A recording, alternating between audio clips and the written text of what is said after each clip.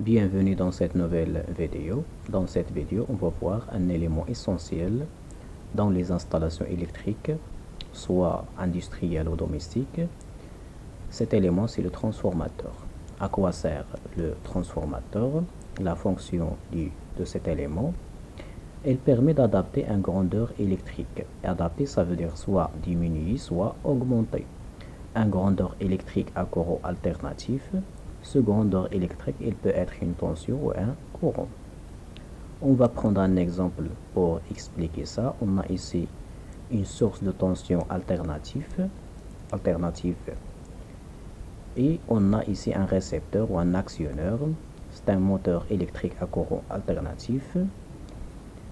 La tension entre phase et neutre, c'est 400 volts et la tension de fonctionnement nominale de ce moteur, c'est 230 volts. Si on va lier directement la source au moteur électrique, il y a le risque de l'endommagement du moteur électrique.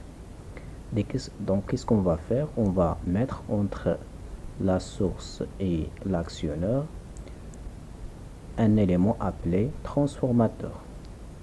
Au premier côté, on va lier la source et au deuxième côté, on va lier le récepteur.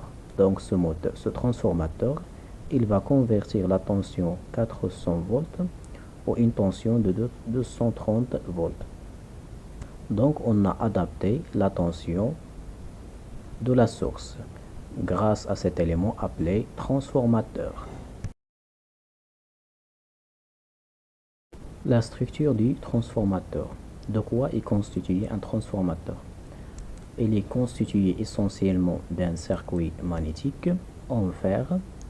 Au premier côté de ce circuit magnétique, on va faire enrouler un fil en cuivre. N1 fois.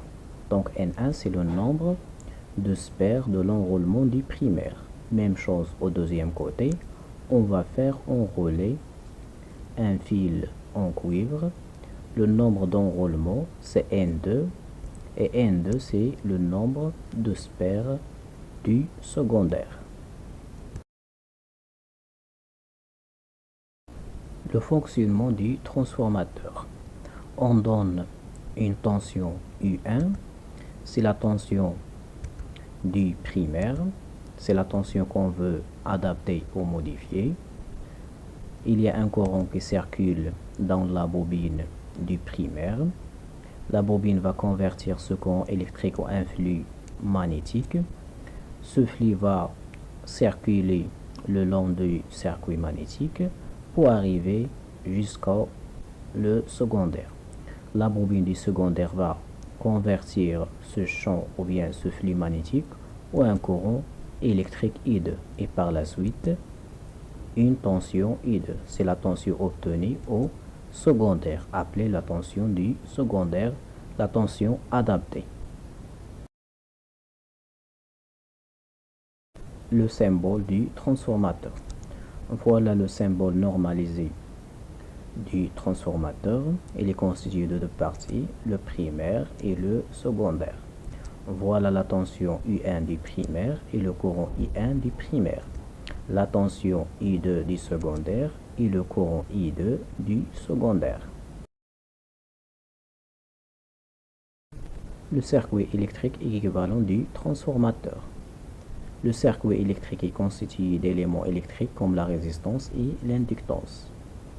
Le transformateur est constitué de trois parties, le primaire, le secondaire et le circuit magnétique.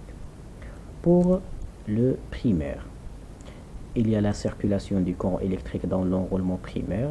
Il y a les pertes par effet Joule. On va le modéliser par une résistance R1. Et pendant le transfert de flux magnétique de l'enroulement primaire au circuit magnétique, il y a une fuite, une perte. On va le modéliser par une bobine L1. Pour le circuit magnétique, dans le circuit magnétique, il y a la circulation du flux magnétique. Donc ce flux magnétique va subir des pertes fer. On va le modéliser par une résistance RF. Et la circulation du flux magnétique le long du circuit magnétique, on va le modéliser par une bobine LM appelée l'inductance magnétisante. Finalement, le secondaire. Donc, même chose, il y a la circulation du courant électrique aux bobines du secondaire. Il y a les pertes par FI joule. On va le modéliser par une résistance R2. Et pendant le transfert du flux magnétique du circuit magnétique au secondaire, aux bobines du secondaire, il y a une fuite. Donc, on va modéliser ce fuite par une inductance L2. Maintenant, on va donner le circuit électrique équivalent du transformateur. Après avoir défini les éléments modélisant le primaire, le secondaire et le circuit magnétique, donc on donne le symbole normalisé des transformateurs. Pour le primaire, on va le modéliser par une résistance en série avec une bobine L1. Pour le circuit magnétique, en parallèle, par une résistance RF et en parallèle une inductance LM. Ça, c'est le primaire et le circuit magnétique. Pour le secondaire, on va le modéliser par une inductance L2 et une résistance R2. La tension du primaire est U1 et la tension du secondaire U2. Ça, c'est le transformateur réel. Ça veut dire le transformateur avec les pertes. Si on va négliger les pertes, ça veut dire considérer tous ces éléments égaux à 0. Donc, on va obtenir un transformateur sans perte. On l'appelle un transformateur parfait ou idéal, dans lequel toute l'énergie au primaire est transférée en secondaire. Le rapport de transformation M des transformateurs est un élément essentiel. On va voir sa formule de calcul. Donc, au primaire, U1 va générer à l'enroulement du primaire une tension E1.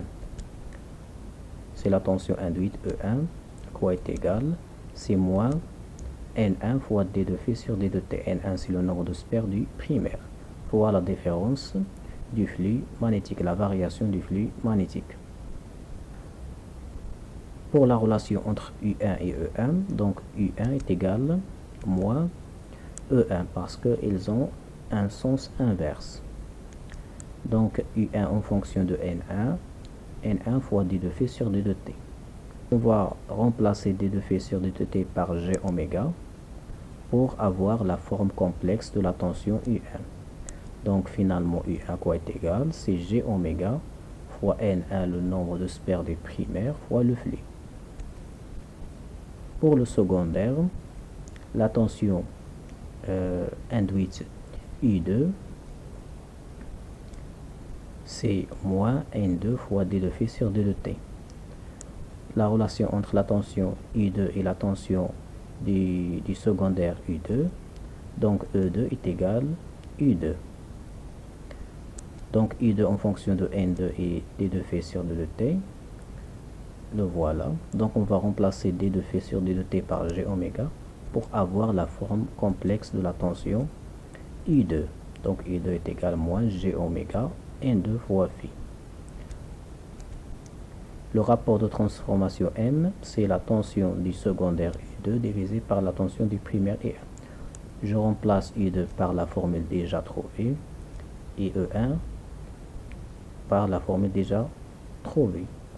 Je vais simplifier par D2F sur D2T. Je vais trouver que le rapport de transformation égale moins N2 sur N1, le nombre de sphères du secondaire divisé par le nombre de sphères du primaire. Le signe- indique que les deux tensions U1 et U2 sont en opposition de phase. Donc j'élimine le signe-. Je vais avoir juste N2 divisé par N1. Donc si j'ai ici 3K, soit M inférieur à 1, ça veut dire la tension U2 est inférieure à la tension U1. Donc, le transformateur appelé abaisseur, il va abaisser la tension. Si M1 est supérieur à 1, Ça veut dire la tension I2 est supérieure à I1, donc il a élevé la tension, on l'appelle transformateur élévateur. Dans le deuxième cas, M est égal à 1. Donc, né abaisseur, né élévateur, juste il va isoler le primaire ou secondaire. Donc, on l'appelle un transformateur isolateur.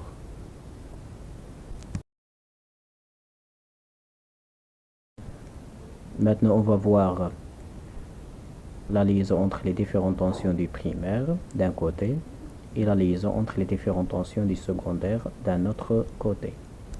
Donc au primaire, on va considérer cette maille-là.